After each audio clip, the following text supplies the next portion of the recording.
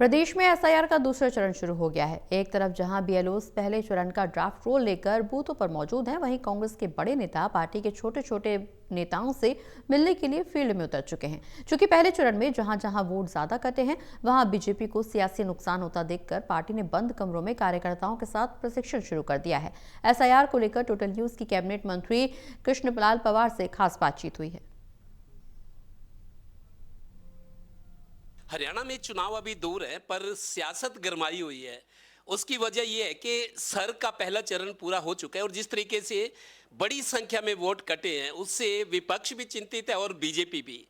आज ये दूसरा चरण शुरू हो रहा है सर का भी, और कांग्रेस दूसरे चरण की शुरुआत के साथ आज फरीदाबाद पलवल में, और बीजेपी भी माइक्रो लेवल का जो मैनेजमेंट है, फिर उस तरीके की तैयारियां बीजेपी भी करी है। मंत्री कृष्णलाल पवार अपने इस राणा विधानसभा में, और मेरे को लगता है इस पूरे एरिया में ये पहला कार्यक्रम है जो मंत्री जी की देखरेख में हो रहा है। पवार साहब, आज आपके कार्यकर्ता देखिए, बहुत आप समझा रहे हैं उनको कि वोट कटे, घबराने की बात नहीं है, वोट आपके दोबारा जुड़ेंगे। क्या कुछ ट्रेनिंग दी गई आज? जिस प्रकार से आज इस राणा विधानसभा की एसआईआर के आज प्रशिक्षण बैठक थी, ये बैठकें हम पहले भी कर चुके हैं, जिसमें जब शुरुआत हुई थी उसमें उन्होंने सभी पूरे देश की बात करते हैं, हरियाणा प्रदेश में सभी बूथों के हमने BLA 2 और हमारा एक पार्टी का विधानसभा का BLA 1 को बनाया। जब मैपिंग शुरू हुई, हर कार्यकर्ता ने अपने हाथ में लिस्ट लेकर के मैपिंग की, ABC कैटेगरी बनाई। उसके बाद सभी जगह से फार्म बांटे गए, फिर फार्मों को इकट्ठा किया गया। उसमें इस राणा विधानसभा 96.5% तक पहुंचा था। जो रुझान सामने आ रहे हैं, सर्वे का पहला चरण पूरा हुआ है, गांव में वोट बहुत कम कटी है, लेकिन जो औद्योगिक केंद्र है फरीदाबाद, गुरुग्राम, पानीपत भी है, कुछ सिरसा साइड शहरों में, जो बड़े शहर हैं जहां लाखों की आबादी है, वहां वोट बहुत कट रही है। भारतीय जनता पार्टी हमारे पूरे देश में 18 करोड़ कार्यकर्ता हैं, हर हमारे पन्ना प्रमुख तक कार्यकर्ता हैं, हर बूथ हमारा अध्यक्ष है, हमारे शक्ति केंद्र हैं। तो इसलिए हम बहुत नीचे तक हमारा संगठन है, हम एक एक वोट को ढूंढ के लेकर आएंगे। जिस प्रकार से हमारे विधानसभा का 1,82,877 वोट हैं, उसमें से 91.28% हमारा अब जैसे फॉर्म जमा हुआ, जिसमें लगभग 46 और समथिंग वोट जो उनकी डेथ हुई है, लगभग 7,500 से वोट से ज़्यादा ट्रांसफ़र हुए हैं और लगभग 2,225 वोट मिसिंग है। तो हम एक एक वोट को चुन करके हम कराएंगे। एक कार्यकर्ता, खुद मेरा बीजेपी का कार्यकर्ता ही था, उनकी 2 वोट थी, मेरे पास कार्ड लेगा कि हमारी वोट कट गई। हम एक एक वोट को ढूंढ करके हमारे पार्टी के कार्यकर्ता। सर को लेके चुनाव आयोग ने सेकंड राउंड शुरू कर दिया है। कांग्रेस के लोग भी वहाँ कल फरीदाबाद से उन्होंने दूसरा चरण शुरू किया अपना।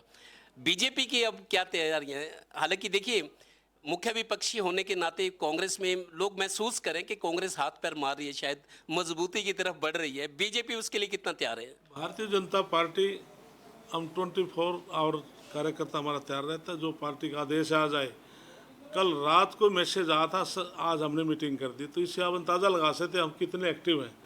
कांग्रेस पार्टी केवल अखबारों में और बयानबाजी तक सीमित है, न वो धरातल पर काम करते। मई जून का महीना था, बीजेपी का कार्यकर्ता हाथ में लिस्ट लेकर डोर टू डोर घूम रहा था, और जो कांग्रेस के जो लोग थे वो आराम से AC में बैठे थे।